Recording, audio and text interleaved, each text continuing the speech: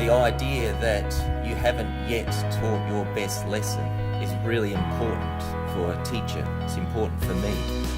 Because once we've taught our best lesson, I don't think we're doing the children any service at all.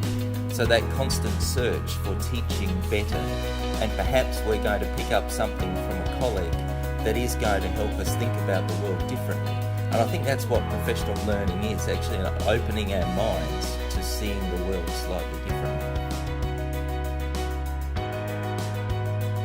And if we wait until the future to do something about this, we're setting our kids up for failure.